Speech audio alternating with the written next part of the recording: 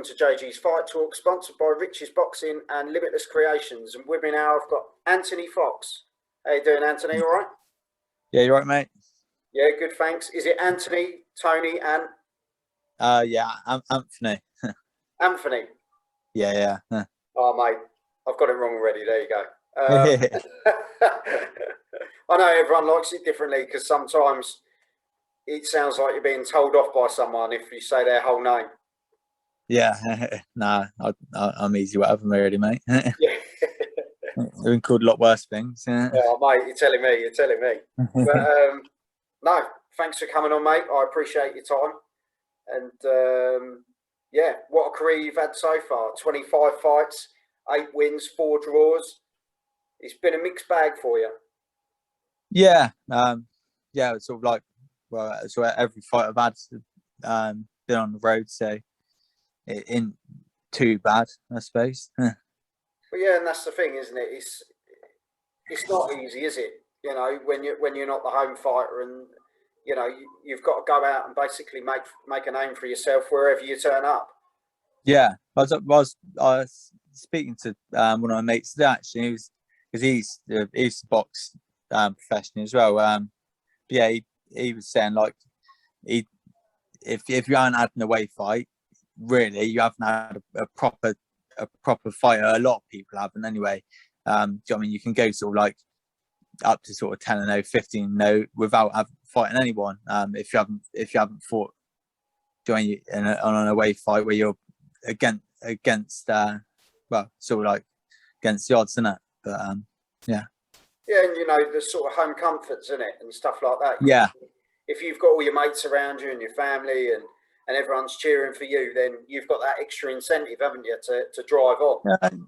Yeah, but I suppose it's also the same as well. I say that I've only seen it from one side of it, but I mean, you've also got the pressure, haven't you? If you fold under the pressure, you're probably better off going on the road, really, aren't you? Really, I suppose there's less pressure on you, isn't there? Yeah. No, to perform in front of the home crowd, you've got, like you say, you've got the spin on it, haven't you? It's kind of positives and negatives, isn't it, in both camps? Yeah. Where you could turn up and upset the odds, and as you say, people might think, oh, well, he's here to pick up his pay packet, and you turn up and do the job, and everyone thinks, hang on a minute. Yeah. But no, it's been an eventful career for you so far, isn't it? And your last fight was, I think, 14th of August last year. Yeah, that's right. Yeah. So what's sort of the plans for you next? Because you were saying kind of had time off. Yeah, well, sort of like just sort of getting back into it again. You know, I don't really know what's next. Obviously, I want ideally I want some sort of title to my name before I'm done. I mean, it feels like I'm old, but I'm not really. Cause I'm only 26. It's quite young. Yeah, mate. But it's quite young in boxing terms. You know what I mean? Yeah. So yeah, but I don't know whether I'll sort of look for a win and then go for some sort of title shot. I don't know if I can get that. Yeah. So you say you're 26, and you know you're getting older. I know, you know, you make me feel old. I'm 35 soon. Thanks, mate.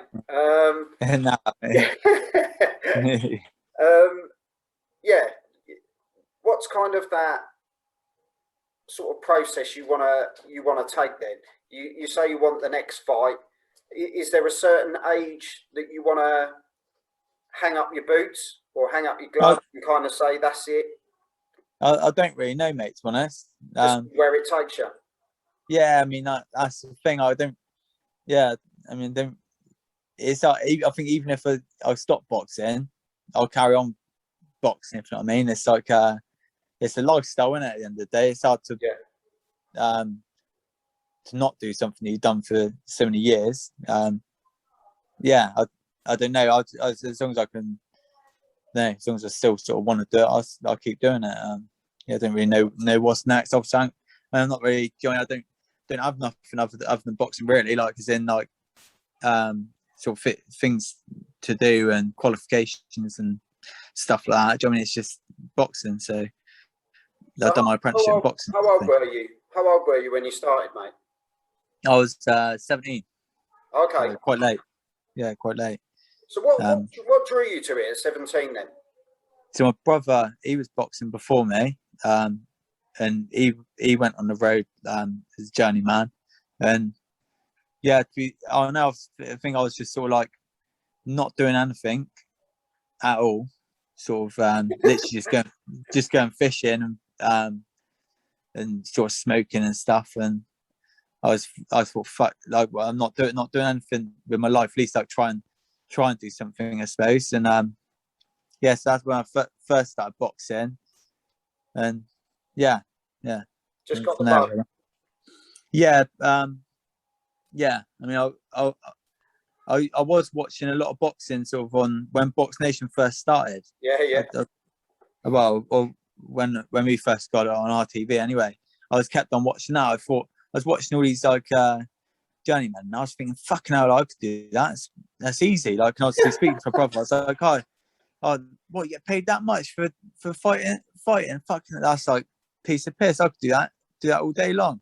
And yeah, and yeah, start boxing and stuff, and yeah, I was obviously not great to start with, as no one is, and then yeah, but then when I started sparring, I mean, I was always sparring pros from day one, and I was just sort of like, I was not, I wasn't really like out of my sort of like, I didn't ever feel like out of my comfort zone until I ended up sort of like stepping up a little bit in the sparring, and then it did get hard. Yeah. Then you got your reality check a bit. Yeah, because I was doing a lot of sparring with my brother really, and then I ended up sparring Nick Blackwell, Yeah. and this is before I even had any fights sort of thing, and I was thinking, fucking hell, I'm not doing too bad here, like with my brother sort of like holding my own, you know, and yeah, stepped in with done a round with Nick, and yeah, it's complete. I didn't even hit him. He beat me up. He did. Yeah. So did he give Yeah. you advice though after you had your spar? Did he sort of pass on anything or say, you know? No, but like he was sort of around the gym all the time anyway where I first trained. So yeah, you see him every now and then. To be fair, I was well, I still am really. I'm quite quiet, so I didn't really didn't really. Even if someone did speak to me, I didn't really speak back to him. So yeah. Yeah.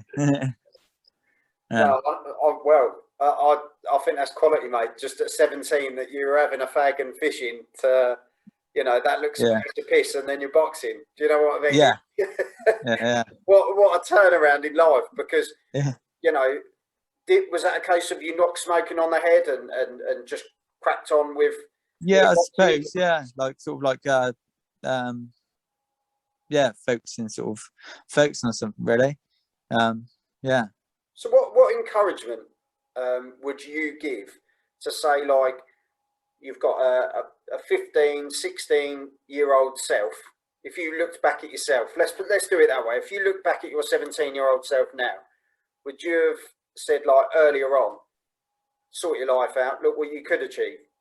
Or I don't know. Because then like, Johnny, if I started earlier, it might have been different. I might have thought, fuck that. Joining us, might not have been ready to do that, if that makes sense. Like everything sort of happened. everything happens. Yeah. Yeah, everything happens for a reason in a way, doesn't it? Like you get lessons out of different things, and do you know what I mean? If I was sort of like, if I was busy doing something, might have fell into something else. You know, I don't really know. I don't know. Basically on that one. No. So I wouldn't say I'd give myself advice any differently, really. I don't think. No, that's the thing, mate. That's how you see it. Do you know what I mean? It kind of fell into your lap at the time, and you took advantage of it and thought, I'll give it a crack, and here you are down the line, you know. And was it not? Yeah, 9 years down the line, and yeah, you know, you're looking for the next challenge now. So you know, there's plenty of opportunities out there, isn't there? You look at, you've got the small hall shows, you've got Fight Zone that's now kicked off, you know, Fight TV and people like that doing a lot of boxing events now. So there's a lot of opportunity, isn't there? Yeah, no, it's yeah, boxing's like buzzing at the minute, isn't it? Yeah, literally everywhere. Everywhere's buzzing. So yeah, it's good. Is there anyone that you like to watch? Is there, or any fights coming up that you're looking forward to seeing? Well, I don't know. Can't really think off the top of my head. What's there coming up?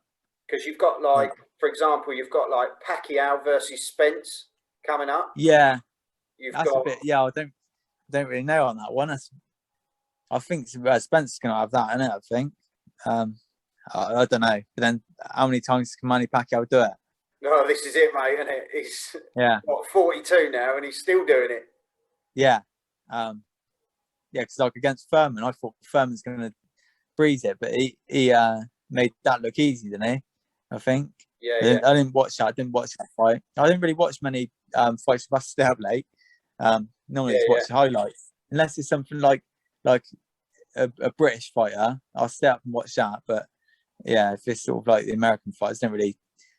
I know, too much effort. I think staying up that late. So, well, I'll chuck one fight at you: Joshua versus Usyk. We've obviously, Yeah, you know, that's coming up. yeah. How do you see that one? Quite an interesting one, to be honest, isn't it, mate? Yeah, I think Usyk might beat him. To be honest, I think. Yeah. Yeah, when Joshua fought that last fight, Pulev, yeah, he just looks like since the Andy Ruiz, he just looks so hesitant. Like I thought, anyway.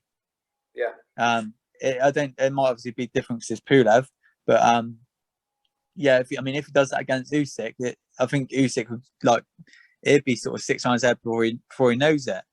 But I think that if he goes back to the old Joshua, as in where he almost didn't care and was a bit sort of reckless.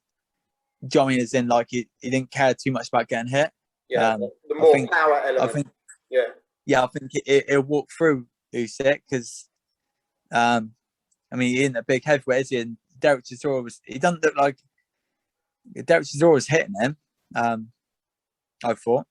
So, yeah, but yeah, I wouldn't be surprised if Usyk wins though. Would it be on points, do you think, then, Anthony? I know. Possibly late stoppage. Possibly late stoppage. Depends what the odds are. Yeah, depends what the odds are. Another one before I let you go. Obviously, it's going to happen at some point, which is Fury Wilder. I know it's happened twice already, but now we've had a delay again. If it happens, it's kind of one of those up in the air. But if Fury Wilder 3 happens, how do you see that one? Yeah, I think Fury's he's got to be Fury on it. He's yeah. I think he's got his number. I think he's got his number. Yeah, I think Johnny Wilder's just like lost his head a bit, hasn't he? Yeah. I think I don't know. He's just sort of like all sorts. Yeah.